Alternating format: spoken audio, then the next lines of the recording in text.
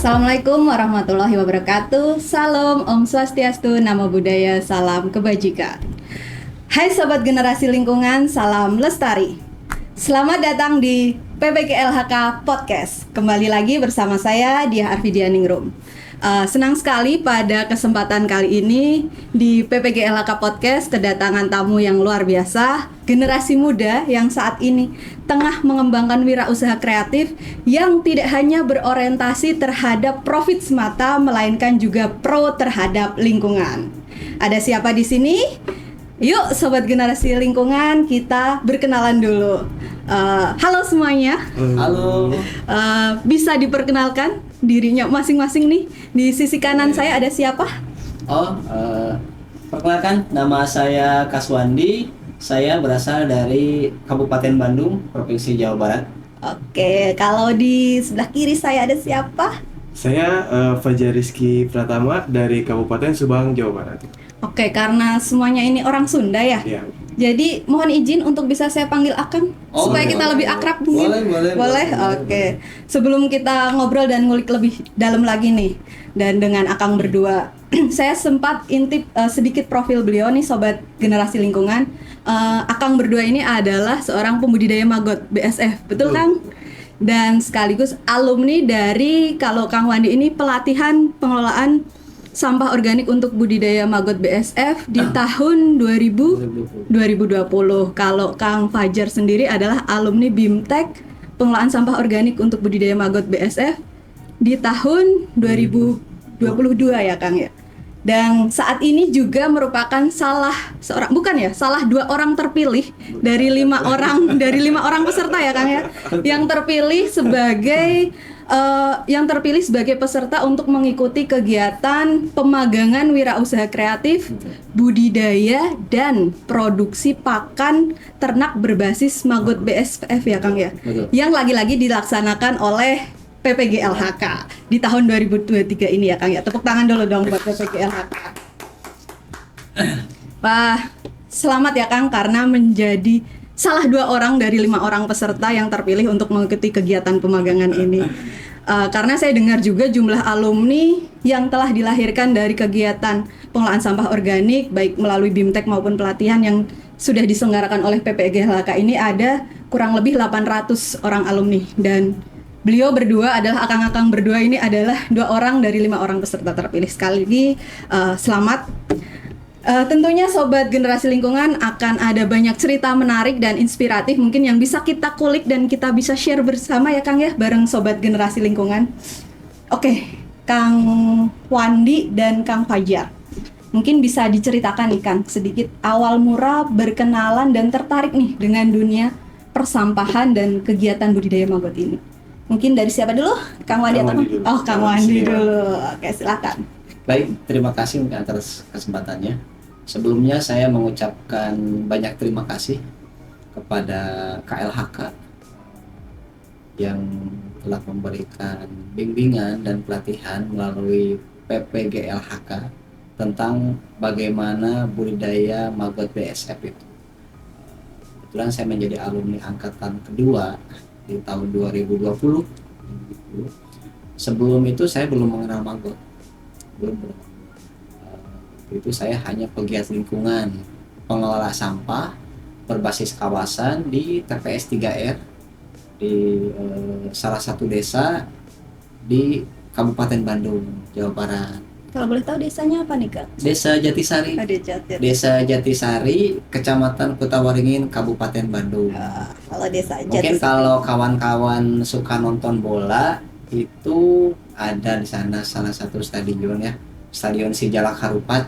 Nah itu kampung halaman saya Bu, di sana tempat pengolahan sampahnya. Mungkin seperti itu pas awal mulanya. Dan alhamdulillah yang awalnya saya berpikir bahwa maggot itu hanya sebatas mesin penghancur ya, biokonversi untuk sampah organik. Saat ini saya mendapat ilmu-ilmu yang sangat luar biasa tentang maggot ini. Ternyata produk turunannya banyak, bahkan sangat bernilai tinggi ya untuk dijadikan nilai jual, seperti itu. Dan untuk pengembangan saat ini dari 2020 sampai saat ini, alhamdulillah saya bisa membuat cabang-cabang atau plasma di beberapa desa, dan juga saya bisa membuat pump sendiri saat ini dengan kapasitas pengolahan sampah organiknya itu di 800 sampai 1 ton sampah organik per hari. Dan untuk panen magotnya saat ini masih di kisaran 100 sampai 150 kilogram press maggot, dan sudah punya karyawan sendiri, Bu. Wah, luar Alhamdulillah, biasa. kalau seperti itu. Tapi masih banyak belajar lah. Dengan pelatihan yang saat ini, pemagangan ini, saya menambah ilmu lagi yang sangat luar biasa. Mudah-mudahan setelah pulang ini bisa mengimplementasikan di wilayah, khususnya di Kabupaten Bandung, dan bisa membantu pemerintah dalam hal penanganan sampah organik terutama ya Bu ya. Apalagi di Bandung Raya saat ini momennya itu kemelut atau darurat sampah. Harapannya saya bisa mendegradasi jumlah sampah yang lebih banyak lagi. Karena melihat potensi pengembangan maggot ini sangat terbuka lebar, saya berencana akan membuka lagi pam baru lagi, kurang lebih seperti itu. Wah, luar biasa ya Kang. Artinya emang dari awal ini Kang Wandi ini belum tahu ya Kang ya tentang maggot, kemudian belum. pegiat lingkungan dengan bergerak dengan TPS 3R, kemudian ada di situ pelatihan dari PPGLHK yang diselenggarakan tahun 2020, kemudian tertarik untuk bisa mengembangkan, dan luar biasa sekali kalau tadi saya dengar hampir 1 ton per hari ya Kang. Betul. Yang mampu diolah atau direduksi dari TPS kawasan yang Kang Wandi kelola ya Kang. Artinya dalam 1 bulan 30 ton ya Kang ya. Kita mampu mereduksi sampah dari sumber dan tidak terbuang sia-sia ke TPA ya Kang ya, karena tadi bisa dimanfaatkan ya. Dan saat ini penyumbang sampah terbesar kami di lokasi Saung Maggot ya, itu dari hotel, restoran, dan catering. Mungkin kalau bapak-bapak mau lihat aktivitas kami di Bandung dalam hal pengolahan sampah, bapak tinggal lihat aja itu di map ya, ada Saung Maggot Cipedung. Oke, jadi sobat generasi lingkungan, nanti kalau mau main ke tempatnya Kang Wandi, bisa main kemana Kang? Saung Maggot Cipedung. Saung Maggot Cipedung, sobat. Kalau dari Kang Rizky sendiri nih, bisa diceritakan Kang, awal mula tertarik? Awal mula tertarik itu sejak tahun 2017. Jadi waktu itu kita masih skalanya di rumahan itu. Dimulai dari garasi rumah. Kita belajar waktu itu mungkin belum banyak kayak sekarang ya pembudidaya. Jadi waktu itu kita belajar dari Bali, kalau nggak salah Bu Yuri namanya. Kita main skala rumahan kurang lebih 3-5 bulan. Karena kita waktu itu belum tahu pasarnya, kita hanya memulai. Itu di garasi sampai membludak 500 kilo maggot. Sampai orang rumah ngomel, sampai masuk kamar maggot itu. Alhamdulillah kesini kita dapat dukungan dari, kebetulan kan orang tua saya pembina di wilayah Karanganyar di Kabupaten Subang. Waktu itu dikasih lahan bekas kandang kambing, kandang domba di tengah-tengah sawah. Jadi kita migrasi lah, pindah ke tempat tersebut. Namun dengan keterbatasan lahan, kita tidak bisa produksi banyak di situ. Waktu berjalan, kurang lebih di tahun 2018 pertengahan lah, kita menemukan sebuah tempat itu di Pasar Panjang, bekas toilet umum yang sudah tertumpuk oleh sampah. Kurang lebih sampahnya sedada orang dewasa. Kita bersihkan sampahnya, kita perbaiki tempatnya dengan modal yang kita miliki seadanya. Jadilah sebuah farm maggot di tahun itu dengan kapasitas produksi sekitar 120 kilo per minggu waktu itu. Sampah produksi maggot ini, sumber sampahnya kita berasal dari pedagang buah, terus rumah makan Padang, dan juga beberapa hotel. karena kita basicnya bukan di pengolahan sampah kayak Kang Wandi ya. Kita basicnya fokusnya ke Maggot gitu. Jadi kita sasar langsung sumber sampahnya dari mana gitu. Kita nggak ngambil sampahan organiknya. Karena kita lihat juga di TPS atau TPA itu beberapa pegawainya itu dia membutuhkan sampahan organiknya untuk kelangsungan hidup. Seperti ngambil botol aqua gitu, besi-besi, dia jual kembali ke pengepul gitu.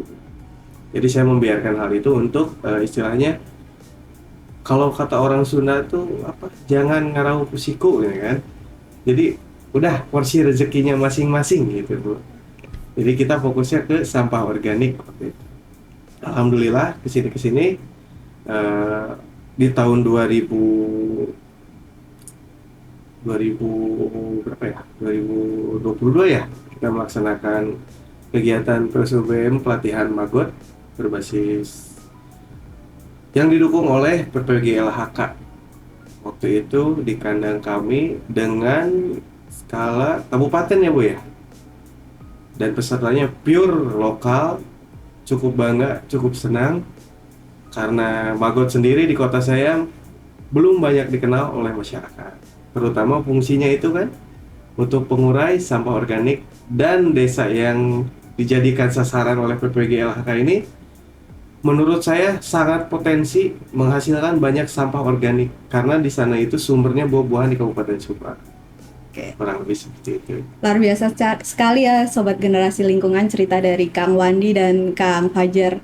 Kalau Kang Wandi pure berangkatnya dari pegiat lingkungan, kalau Kang Fajar udah bisa melirik sedikit sebelum berangkat profit atau keuntungan bisnis dari yang dijalankan. Apapun itu, kalau sama-sama untuk kelestarian lingkungan, luar biasa lah. Mau dari manapun kita berangkatnya, luar biasa. Oh ya Kang, yang ada hal yang membuat saya dan mungkin Sobat Generasi Lingkungan penasaran adalah Akang berdua ini kan masih muda ya, representasi dari generasi milenial lah. Mungkin usia berapa kan? 30-an ya? 30-an, kelasnya 30-an. 30-an. Akang, saya 22. Wah, 22 tahun masih muda belia, representasi gen milenial lah.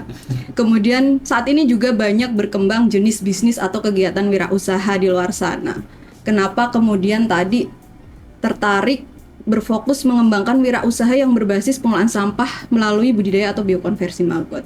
Sementara bisnis budidaya maggot ini seperti yang kita ketahui kan identik dengan sampah tadi, yang identik dengan sampah yang kotor, bau, dan menjijikan bagi sebagian orang mungkin. Nah, apa nih hal yang motivasi kuat dari Kang Rizky dan Kang Wandi untuk bisa tetap sustain? Kan nggak banyak orang mungkin bisa mulai, tapi untuk bisa berkelanjutan atau bisa sustain untuk menjalankan usaha ini tuh apa yang mendasarinya? Mungkin Sobat Generasi Lingkungan juga pengen tahu. Kira-kira apa motivasi terbesar untuk bisa menjalankan atau berada di bisnis budidaya maggot ini? Mungkin kalau untuk saya pribadi ya, itu yang disampaikan sama Bu Dia barusan. Konsistensi itu pasti ada sesuatu yang dipertahankan, itu tanda kutip lah, kita itu harus bisa memenuhi semua aspek. Apalagi saya kan udah berkeluarga ya dari sana. Itu pertama saya kepedulian lingkungan Bu ya. Sebelum dan sesudahnya ada TPS 3R gitu kan. Terus sebelum dan sesudahnya saya mengenal Maggot gitu.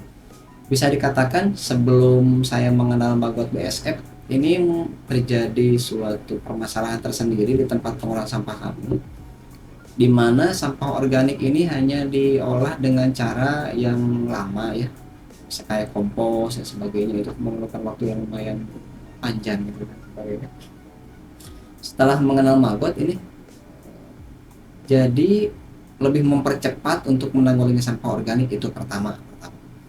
Jadi istilahnya Maggot ini ketika di rantai pengolahan sampah itu menjadi produk hilir dari pengolahan sampah. Tapi setelah Maggot ini ada, si Maggot ini ternyata jadi produk hulu, banyak hilirnya. Bisa ke peternakan, perikanan gitu, dan yang lainnya gitu kan, dengan aneka produk turunannya seperti itu. Nah di sana saya mulai melirik Bu, istilahnya yang asalnya saya itu jiwa sosial, berarti harus ditambahi dong. Nah jiwanya berarti sosio ecopreneurship gitu yang kemarin itu. Oke lah. Karena seperti itu. Nah, seiring berjalannya waktu sebetulnya Bu ya, dari tahun 2020 itu sebetulnya saya dengan keluarga sama istri itu sempat terjadi pertentangan juga. Sama masyarakat juga ada yang pro kontra. Ini di tempat pengolahan sampah harusnya nggak ada lalat, ini kok lalat malah dikumpulin gitu kan. Akhirnya seperti itu. Banyak yang masih awam belum tahu. Tapi alhamdulillah seiring berjalannya waktu mulai paham dan sebagainya. Nah, dari sana saya sedang melirik sisi bisnisnya Bu, tapi kan tidak melupakan dampak terhadap lingkungannya gitu kan. Di satu sisi sampahnya atau lingkungan jadi bersih, itu kawasan bukan lingkungan lagi Bu, kawasannya bersih, terus sampahnya tertanggulangi dengan baik, juga bisa memberdayakan masyarakat itu yang tadi gitu. Jadi istilahnya sampah itu akan menjadi berkah bagi orang yang istiqomah Bu, bisa seperti itu. Tapi sampah itu akan menjadi musibah ketika kita itu tidak istiqomah dalam mengolahnya. Kurang lebih seperti itu, akan jadi musibah tersendiri. Bahkan kalau di kami itu orang Sunda Bu ya, ada tagline lah. Istrinya tagline itu peribahasa lah, bahasa enak kalau di sama kamu. Itu tina rujit jadi duit Bu. Apa Kang? Tina rujit jadi duit. Nah, yang istilahnya- artinya? Yang artinya kurang lebih kalau bahasa Indonesianya itu dari barang yang istilahnya kotor itu bisa menjadi uang. Oh, tadi Itu ya. dari sampah organik itu kan perlu penanganan yang cepat, tepat dan akurat. Ketika kita terlambat, misalkan pengolahannya itu jangan hitungan minggu lah, hari aja mungkin 2, 3, 4 hari belum teroleh, itu menimbulkan bau tak sedap gitu. Nah, ketika kita pakai maggot ini kan luar biasa. Di situ saya mulai tertarik, wah ini. Makanya saya beberapa waktu terakhir saya memutuskan untuk menjadi seorang sosio ecopreneurship. Wah, Gitu. luar biasa. Bahkan saya berencana untuk membuka PAM baru lagi Bu. Dan alhamdulillah untuk plasma mulai berjalan saat ini mungkin ada 5 lah, 5. Termasuk ada salah satu kepala desa. Ini bisa mungkin Ibu kalau main ke Bandung nanti bisa main, kebetulan beliau ini tidak terlalu jauh. Pak Kades ini dengan gigihnya belajar dari nol tentang pengolahan sampah sampai bagaimana caranya budidaya maggot BSF. Dan hari ini saya mensupport untuk pakannya ke beliau. Karena saya mengolah sampah dari beberapa hotel dan rumah makan, beliau kekurangan untuk pakan maggotnya, saya kasihlah sumber pakannya. Misalnya saya support telurnya, pakannya, maggotnya jual ke saya, lebih seperti itu. Jadi sangat tertarik, interest lah. Motivasi kuatnya ya Kang ya. Jadi Iya. dari tadi yang awalnya sosial ternyata di situ juga bisa menghasilkan cuan. Nah, menambah Betul, lagi. betul. Selain itu juga tadi dampaknya sangat banyak sekali, artinya dari sisi lingkungan dapat, dari sisi Betul. sosial masyarakat dapat, dari sisi ekonomi pun juga Iya. alhamdulillah tercukupi ya Kang ya dapat. Buat yang istiqomah. Buat yang istiqomah tadi, ubah sampah sobat generasi lingkungan tadi saya mencatat yang luar biasa, ubah sampah jadi berkah ya. Iya, ubah sampah jadi berkah bagi yang istiqomah. Iya. Luar biasa Kang Fadi. Kalau dari Kang Fajar sendiri nih Kang, 22 tahun loh. Luar biasa loh, banyak pilihan pekerjaan di luar sana, banyak pilihan bisnis di luar sana.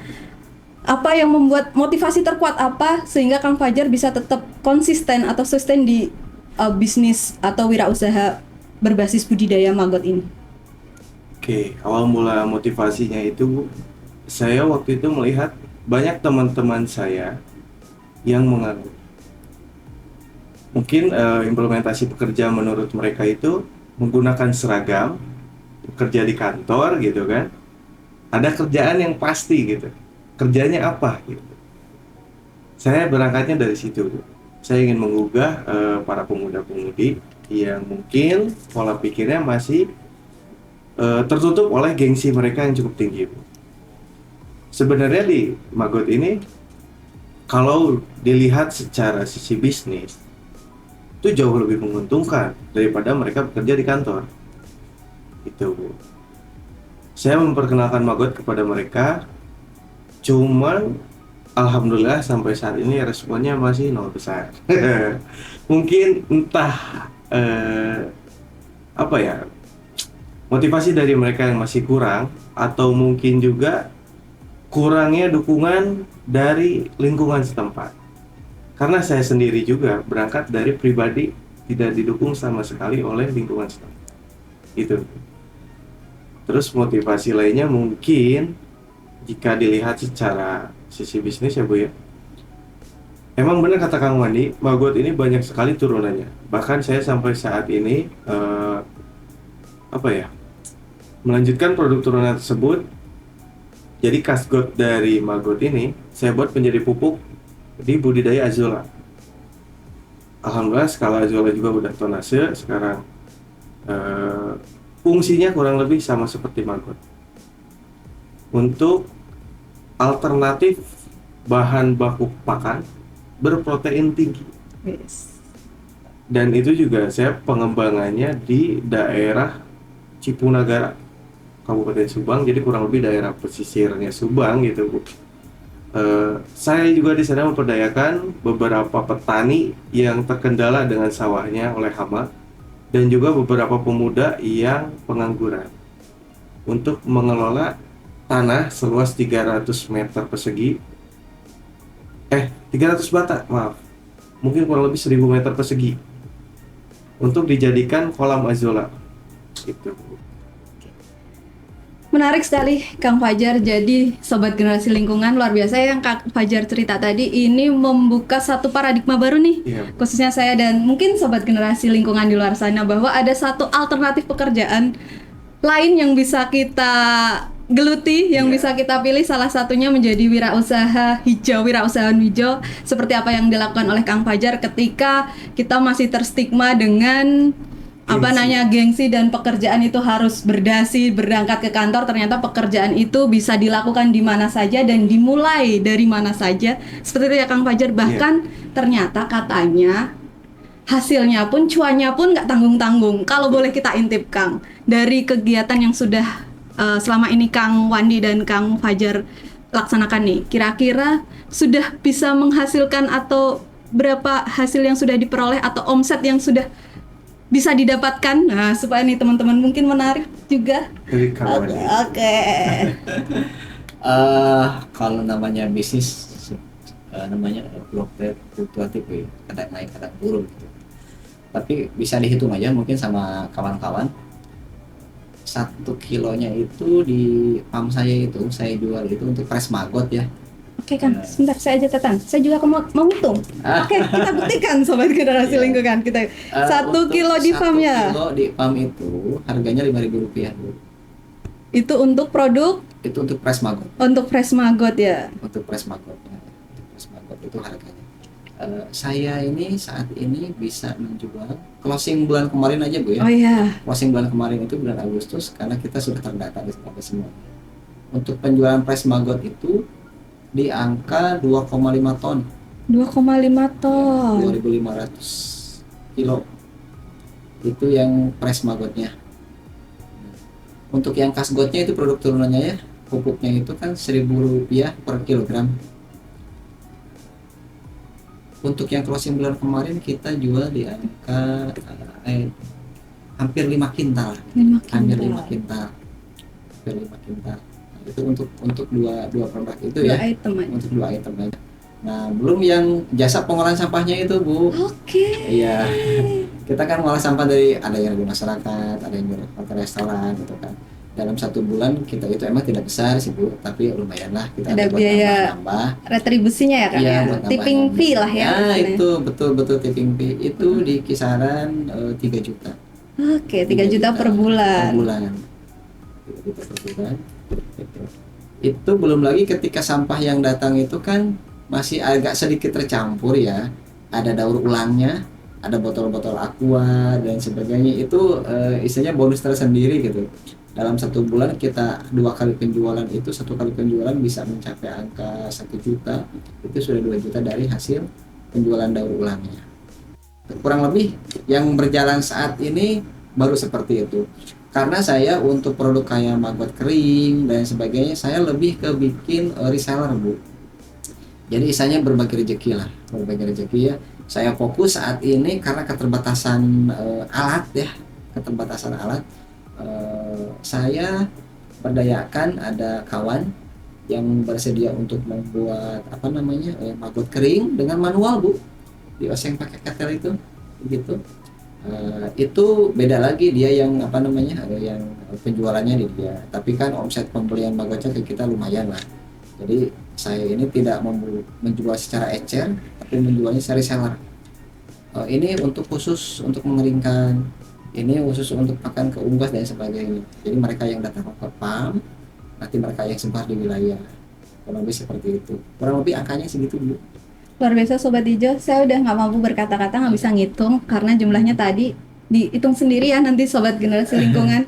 Ada itu baru kalau ini Kang, itu kan baru dari dua produk ya, Fresh Maggot dan Kasgot yang Kang sebutkan. Kalau dari proses biokonversi sendiri atau proses budidaya maggot sendiri ini produk apa saja yang mungkin bisa dihasilkan selain kedua produk Iya. tersebut? Mungkin banyak sobat generasi lingkungan yang belum tahu dan pengen tahu. Iya. Kira-kira kita bisa Mungkin menghasilkan ini apa saja sih? salah satu ilmu ya yang sudah saya pelajari selama mengikuti bimbingan-bimbingan, pelatihan-pelatihan dan diklat di KLHK yang digagas oleh PPGLHK ini. Ternyata banyak Bu produknya, bahkan harganya itu bisa lebih wah gitu. Sampai istilahnya saya sampai pusing di kepala. Pusingnya karena kaget gitu Bu, kaget ya. Ternyata wah luar biasa gitu kan, peluangnya sangat besar. Di sana ada yang namanya tepung maggot, ada minyak maggot, juga ada produk turunannya yang awalnya itu berbentuk kayak sampah ya, hasil penggilingan itu kan, sludge ya namanya, sludge itu lumpurnya Ibu. Itu lumpur lumpur. dari minyak maggot, endapan Iya. dari minyak maggot. Itu pun masih bisa Iya, dimanfaatkan. dan itu justru Harganya harganya lebih yang mahal. lebih mahal itu. Yang lebih mahal itu awalnya itu kan tanda kutip residu ya, lumpur yang diendapkan dan dibuang. Ternyata saat ini manfaatnya justru itu yang lebih mahalnya. Nah, itu. Jadi istilahnya sangat worth it ya. Cuanisasinya luar biasa Bu. Kurang lebih seperti itu. Luar biasa itu dari proses satu budidaya maggot ya. Tadi ada Iya. Fresh Maggot. Ya nanti sobat generasi lingkungan bisa menghitung sendiri tadi sekilonya aja. Kalau yang Fresh Maggot itu 5.000 di tempat Kang Wandi, di tempat Kang Fajar. Kemudian Kasgotnya atau sisanya Pupuk ya, ya. sisanya itu juga bisa Masih bisa dimanfaatkan dan dijual, memiliki nilai potensi ekonomi juga. Tadi dari skala produksinya Betul. apa namanya, tempat Kang Wandi melalui Saung Maggot Maggot Cipedung kurang lebih sebulan itu mampu berapa, 2,5 ton ya Kang ya, 2,5 ton kali 5.000 lah berapa. Kemudian 500 kilo tadi yang dari Kasgotnya Iya. kali Rp1.000, kemudian udah gitu dapat lagi jadi jasa pengelolaan sampahnya ya Kang ya. Betul. Luar biasa. Terus ternyata juga mampu menghasilkan produk-produk turunan lainnya. Tadi ada minyak maggot, ada tepung yang ternyata itu nilainya, kata-kata Kang Wandi tadi, sangat worth it untuk bisa dikembangkan. Dan itu akan kita Dan menjadi- setelah kurang dari Mungkin sini. tahun ini mudah-mudahan bisa Iya. terrealisasi. mudah-mudahan. Kalau Kang Fajar sendiri ada yang ingin ditambahkan mungkin? Sedikit tambahan mungkin tadi Kang Wadi sudah menyebutkan harga-harga lainnya. Mungkin satu produk turunan dari saya yang beda dari Kang Wandi itu ke Azolla Ibu. Oh iya. Ya, tumbuhan Kalau Azolla. boleh tahu Azolla itu apa? Mungkin saya dan beberapa sobat generasi lingkungan juga nggak tahu. Jadi Azolla itu semacam apa ya? Tumbuhan, kalau bisa dibilang rumput air lah. Oh, Rumput air yang Hama ya mempunyai- itu? Atau enggak Ibu. enggak? Mungkin kalau yang buat di sawah mm-mm. itu hama. Tapi Oke. kalau kata orang Sunda itu beda jenisnya ya Kang ya? Beda. Kalau yang di sawah itu apa namanya itu? Biasanya sebutnya kayambang ya? Kayak bang kalau kata Kalau orang Sunda. orang Sunda. Nah ini mah jenisnya Azolla Ibu. Oh, Jadi kurang lebih ada 3 jenis tanaman mm-mm. yang kita budidayakan yang mempunyai protein cukup tinggi yang bermanfaat bagi ikan dan unggas. Oke. Ada Azolla, ada Wolffia, ada juga Lemna. Nah, yang sedikit menjadi hama ini Lemna. Lemna. Kalau banyak dikenal mungkin disebutnya mata lele. Kenapa ini hama? Hamanya itu dia kalau kita angkat nggak bisa dimalamkan. Begitu diangkat harus langsung bukan diproduksi tapi langsung kasih ke ikan atau ke ternak. Soalnya kalau didiamkan dulu beberapa jam atau bahkan hari itu baunya luar biasa. Si Tapi Lemna itu ini ya. proteinnya tinggi, Bu. Nah, yang kita budidayakan fokusnya ke Azolla sama Wolvia. Dan Wolvia untuk ikan hias, dia kurang lebih sebesar kepala semut, titik-titik. Tapi harga jualnya sekilo itu kurang lebih 75.000. Tapi kalau untuk Azolla, karena skala kita besar, tonase itu di harga jualnya Rp2.000 per kilo. Per 3 hari 1 ton gitu. menarik sekali ya sobat generasi lingkungan. Ternyata banyak sekali. Saya tahunya juga kalau berbudidaya maggot hasilnya hanya produknya fresh maggot maggot yang saja. ternyata enggak sobat generasi lingkungan. Banyak sekali tadi kalau Kang Wandi masih fresh maggot, kaskot dan akan mengembangkan ke tepung dan produk turunan minyak dan sebagainya. Ternyata Kang Rizky sudah selangkah lebih maju ya, sudah melakukan inovasi Produk baru. ya dengan produk baru pakan ikan ya tadi Iya. ya berbasis maggot dengan tadi campuran ada Azolla dan Maggot juga. Lemna. Lemna. Luar biasa sekali. Dan itulah kenapa sobat generasi lingkungan, pertanyaan saya tadi terjawab, motivasi kuat. Ternyata memang ada cuanisasi di sana ya yang tadi katanya memiliki nilai jual. Pantesan Kang Rizky ini sebagai generasi milenial kekeh suruh nggak mau kerja lain melainkan tetap konsisten untuk Iya. bergelut di pengelolaan sampah berbasis biokonversi maggot BASF ini. Nah Kang, nggak mudah ya menjalankan bisnis. Tentunya tadi Kang Wandi sampaikan banyak up and down-nya. Kemudian menjaga kestabilan mood dan konsistensi ini penting.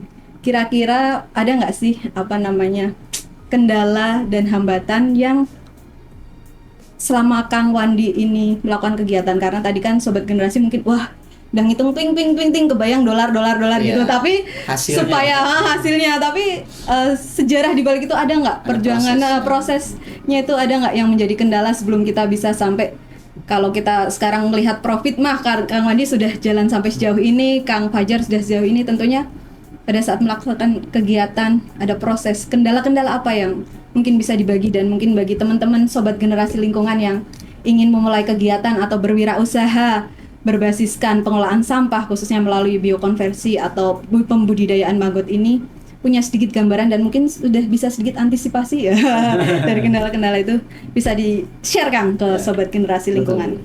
Kalau kendala itu jangankan di pengolahan sampah Bu ya. Di bisnis-bisnis yang lain pun itu mesti ada. Apalagi yang namanya sampah itu sebagian besar orang kan melihatnya itu sumber masalah. Iya. Sumber masalah. Bahkan ada suatu ungkapan, sampah itu sumber masalah yang dihasilkan oleh sisa kehidupan manusia. Tapi kita sebagai manusianya bisa menjadi sumber solusi untuk si sampah tersebut. Nah, salah satu kendala terbesar bagi saya untuk di awal ya, itu meyakinkan keluarga dulu. Itu kendala terbesar itu. Karena betul yang dikatakan Kang Rizky tadi. Jadi image untuk mengolah sampah itu, orang yang mengelola sampah, pengolah sampah itu kurang begitu baik Bu. Jadi kalau diibaratkan kasta ini dianggapnya kasta terendah gitu ya. Kalau kasta itu Sepatu lah Bu. dipandang sebelah mata yang mengolah sampah itu, tapi dirindukan Bu ketika tidak ada. Iya. Betul. Iya. Contohnya seperti ini. Kalau pelayanan berjalan baik itu is oke, nggak apa-apa gitu kan. Tapi kita kadang-kadang ya disepelekan lah. Tapi ketika sampah itu terlewat, bukan dilewat Bu ya, terlewat. Ketika misalkan mobil kita atau misalkan mosam kita itu sudah berangkat, sampahnya baru keluar rumah. Wah, itu teriak-teriak Bu, sampai telepon-telepon pengen dijemput gitu kan, sampahnya kurang lebih seperti itu. Itu kendala. Nah, keluarga sudah yakin, bisa meyakinkan keluarga bahwa dari sampah itu kita bisa menghasilkan rupiah. Gitu, seperti itu. Nah, seiring berjalan waktu, kendala mulai masuk di pengolahan Bu, pengolahan. Jadi kita itu harus mencari istilahnya cara-cara jitu dalam hal pengolahan sampah supaya tidak jadi masalah itu yang tadi sudah masalah gitu kan, salah penanganan malah jadi nambah masalah lagi gitu kan. Jadi kalau di Pegadaian itu ada apa, mengatasi masalah tanpa solusi. Masalah. Iya, nah. Jadi di sana kuncinya belajar ke pengolah sampah yang lebih awal bergelut di bidang sampah. Nah, habis itu kita harus berani untuk mencari inovasi dalam hal pengolahan sampah. Salah satunya ini. Jadi berani ambil langkah untuk belajar istilahnya di pengolahan maggot BSF, budidaya maggot BSF dan sebagainya. Mungkin ada cara yang lain lagi kayak pembuatan ekoenzim dan sebagainya. Intinya kita harus banyak belajar. Jangan puas dengan satu metode, jangan puas dengan satu konsep tentang pengolahan sampah itu. Juga harus kuat mempunyai mental baja, Bu. Mental baja, karena untuk pengolah sampah itu dari tampilan itu kita lusuh, Bu. Iya. Enggak kok, tetap ganteng Kang berdua ini. Kita lusuh. Mungkin saat ini kita dandan seperti ini, Bu, tapi beda cerita ketika di lapangan. Tapi itu dulu, Bu, di awal-awal. Kalau sekarang udah alhamdulillah, saya sudah mempunyai pekerja. Di TPS itu udah ada 5 orang, di Pamagot itu ada 4 orang. Alhamdulillah, Bu. Jadi saat ini saya sudah mengarahkan kawan-kawan kita, istilahnya memberdayakan lah kalau bahasa kerennya, Bu. Tapi sebelum memberdayakan, kita juga seberdaya. Jadi berdaya dan memberdayakan. Jangan sampai kita konsepnya memberdayakan, tapi kita tidak berdaya, Bu. Itu bahaya, Bu. Kurang lebih seperti itulah mental baja. Kita juga siap mensupport segala sesuatunya ke kawan-kawan di bawah itu. Jadi jangan hanya bisa menyuruh, tapi kita bisa ngasih contoh. Tantangannya luar biasa, Bu. Jadi jangan hanya melihat hasil ya. Yang tadi kan hasil, wah ini segini 1 bulan udah berapa. Tapi ada proses yang dilalui. Jadi tidak instan. Mie instan aja sudah namanya mie instan. Itu harus ada proses, Bu. Direbus dulu, dibuka dan sebagainya. Apalagi ini pekerjaan sampah lagi. Sampah. Saya harapannya ke depan itu TPS kami itu bukan artinya tempat pengolahan sampah lagi, tapi tempat pengusaha sampah. Pengusaha sampah. Harapannya seperti itu. Dan mohon doanya, saat ini saya lagi merintis membuat vendor secara legal. Itu vendornya itu khusus di bidang pengolahan sampah, jasa pengolahan sampah yang menyasar ke komersil, Bu. Komersil. Beberapa waktu yang lalu juga saya sudah berdiskusi dengan beberapa corporation hotel ya, juga ada dari developer yang mempunyai smart city untuk mengolah sampahnya. Mohon doanya lah, semoga diberi kelancaran. Amin. Kita doakan dan sobat generasi lingkungan semua doakan, Kang. Semoga langkah baiknya dimudahkan. Kalau dari itu cerita kendala terbesar kalau Kang Wandi tadi kan keluarga ya, Kang ya. Justru yang menjadi tantangan atau hambatan dukungan keluarga ini ya. Kalau dari Kang Rizky sendiri, kendala atau hambatannya apa, Kang, selama menjalankan bisnis atau wirausaha ini?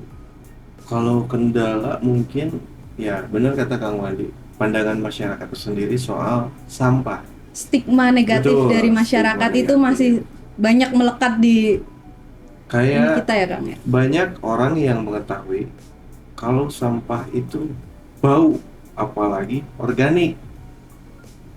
Itu ngomong, Bu, di belakang bla bla bla bla bla bla. Begitu saya bawa ke kandang, ke farm, kok nggak bau, Kang, kok malah wangi, katanya gitu, Bu. Ya emang ini sampah, kata saya, ini bukan parfum, ini sampah, kata saya. Itu mungkin kendala yang pertama. Kendala yang keduanya bagi saya pribadi mungkin di modal mungkin, Bu. Karena kita berangkat pribadi dari seumur saya, waktu itu saya berangkat di 17 tahun dari SMA kelas 3. Modal dari mana? Untuk bikin suatu tempat yang bisa mengolah sampah organik. Sampai saat ini juga kita menggunakan tanah terbengkalai, ada milik salah satu orang yang punya banyak tanah di Subang. Ya kita menggunakan tanah tersebut gitu. Dan alhamdulillah beliau mengizinkan karena dasarnya itu mengolah sampah, bukan berbisnis gitu. Dan kendala sendiri mungkin dalam mengolah maggot sendiri, kita sebagai pembudidaya nggak bisa menyebutkan ya, karena biasanya kendala itu datang setelah kita mencoba. Setelah kita budidaya, kendala itu akan datang sendiri dan beda-beda sesuai dengan tempat dan juga media yang digunakan gitu. Jadi hampir-hampir mirip ya. Hampir Tadi mirip. apa namanya? Justru dari lingkungan terdekat kita ya Kang ya. Klasik, Bu, klasik. Klasik ya, Kalau lingkungan permasalahan sampah itu terdekat klasik. kita ya, dari keluarga yang tidak mensupport, Betul, kemudian lingkungan. stigma masyarakat yang masih menganggap Sampah itu sesuatu negatif. yang negatif. Ternyata tadi sobat generasi lingkungan tadi poin yang bisa kita dapatkan atau cerita inspiratif yang bisa kita semua dapatkan di sini dari cerita Kang Wandi sampai Kang Fajar ini untuk bisa menjadi seorang wirausahawan hijau ya Kang ya, yang khususnya bergelut tadi di bidang pengelolaan sampah melalui biokonversi maggot, nanti dengan produk tulisannya tadi untuk bisa melahirkan atau bisa sampai ke tahap ini tadi dibutuhkan untuk yang pertama namanya konsistensi ya Kang ya. Betul. Kemudian persistensi, adanya tolakan, Iya. stigma dan pandangan tetap hajar baik gitu kan, selama kita menjalankan misi kita untuk kebaikan, Betul. kita tidak merugikan ya. Ada namanya konsistensi, persistensi, kemudian tadi kreatif untuk menghasilkan peluang-peluang usaha, inovatif tadi yang dilakukan Kang Rizky melalui dengan apa namanya uji coba ternyata dengan beberapa inovasi-inovasi yang dihasilkan sehingga tadi bisa sampai ke tahap sekarang ini ya Kang ya. Betul. Luar biasa ceritanya Kang. Semoga bisa menginspirasi untuk sobat generasi lingkungan semua untuk bisa menumbuhkan jiwa-jiwa tadi kalau Kang Wandi sampaikan socio-ecopreneur untuk bisa teman-teman yang tertarik berbisnis atau bergelut di dunia pengelolaan sampah. Kemudian Kang, tadi kan saya sedikit ngulik sedikit intip sedikit profil Akang berdua nih. Akang berdua ini kan merupakan binaan paket lengkap nih kalau saya lihat dari PPG LHK, kegiatan yang PPG LHK laksanakan, di mana Kang Wandi pernah mengikuti kegiatan pelatihan budidaya maggot 1 kali ya Kang ya, kemudian 1 kali BIMTEK pembuatan kasgot untuk pakan mandiri, terus kemudian memperoleh kegiatan pendampingan dari para penyuluh lingkungan hidup dari PPG LHK, dan saat ini juga terpilih sebagai peserta dalam pemagangan produksi pakan ternak ya Kang ya, yang berbasis maggot. Demikian juga Kang Fajar, alumni dari BIMTEK PSBM yang telah diselenggarakan oleh PPG LHK. Nah, kira-kira ada nggak sih Kang pengalaman menarik atau manfaat atau kesan yang didapatkan mungkin selama mengikuti beberapa rangkaian kegiatan yang diselenggarakan oleh PPG LHK? Ini kalau ditanya kesan ya, wah ini dari Luar pertama biasa. luar biasa Bu Luar ya, biasa banyak sekali. kesan-kesan. Saya sangat istilahnya interest ya ketika mulai mulai kenal ya sama tim dari KLHK melalui PPG LHK ini dan pembinaan ini. Di satu sisi ini kan tentang pembagian ilmu yang kreatif ya di bidang pengelolaan sampah, tapi di sisi lain ini suasananya enak Bu ya, jadi kita ini belajar tapi nyaman gitu, nggak kayak di press gitu, enggak. Makanya si bimbingan tekniknya itu masuk. Kita enak gitu. Jadi suasananya ini friendly lah bahasanya, suasananya friendly yang berkesan itu. Terus kedua itu bapak-bapak sama ibu yang bergerak di lapangan itu welcome semuanya, enak lah istilahnya. Komunikasi ini tidak hanya semasa BIMTEK tapi setelah BIMTEK juga gitu kan, enak gitu. Bahkan istilahnya kadang-kadang kan ada obrolan secara pribadi tapi masih di ruang lingkup ya hasil BIMTEK itu dalam hal pengelolaan sampah itu enak lah, istilahnya nggak putus gitu Bu, nggak putus. Itu yang paling berkesan itu kalau saya. Terus kalau bisa ya kan ya, jadi kita ini masih terus dikasih kesempatan untuk belajar lagi, belajar lagi, mungkin itu harapan kami.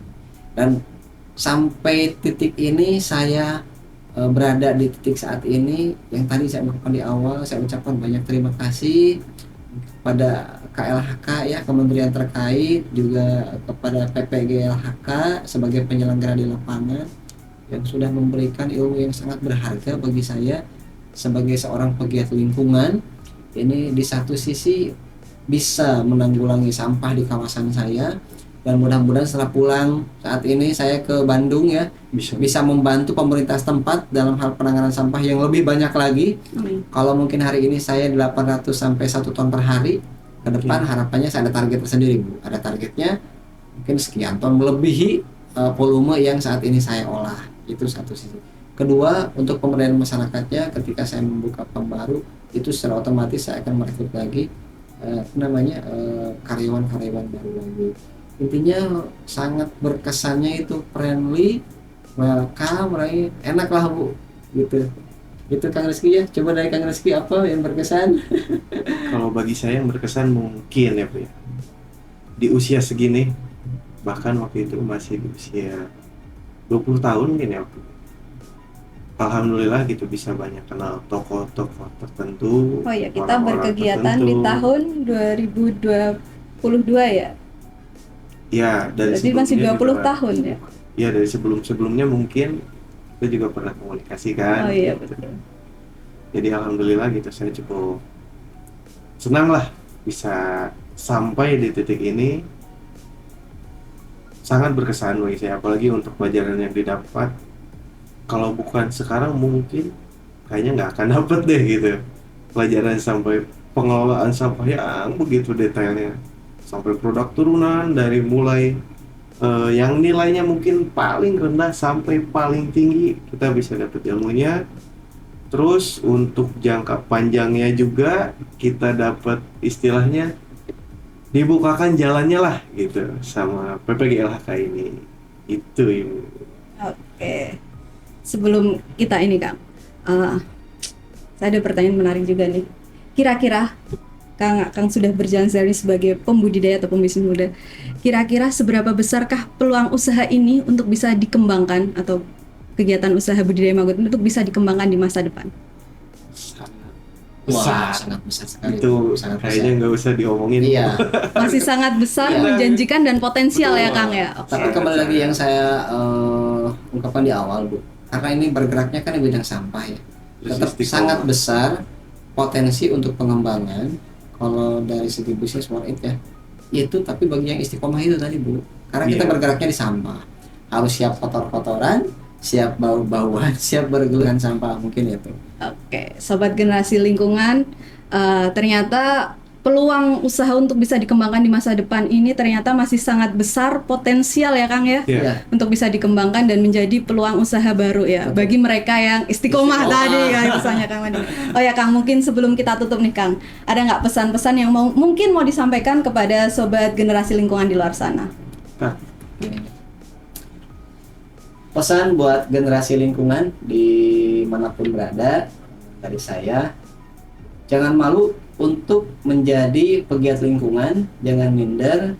Kita ini tidak hanya menghasilkan nilai rupiah atau nilai finansial, kita ini ada nilai lebih, merawat alam, merawat bumi. Saya yakin dan percaya bahwa yang di atas itu tidak tidur. Mungkin itu pesan dari saya. Kalau dari Kang Fajar nih Kang. Oke, mungkin dari segi umur ya Bu ya, karena saya masih muda. Untuk teman-teman seusia saya, bahkan di bawah saya, jangan malu untuk bergelut di dunia lingkungan, terutama di dunia sampah. Karena sampah itu banyak rezekinya. Selain dari uang, dari lingkungan pun mungkin membawa kita mendapat rezeki ya Bu ya. Kayak doa mungkin sedikitnya gitu. Walaupun kita tidak mendapat rupiah, kita mendapat doa baik dari lingkungan sekitar kita. Seperti itu. Oke, luar biasa sekali ya Sobat Generasi yang dilakukan oleh dua akang milenial muda kita ini.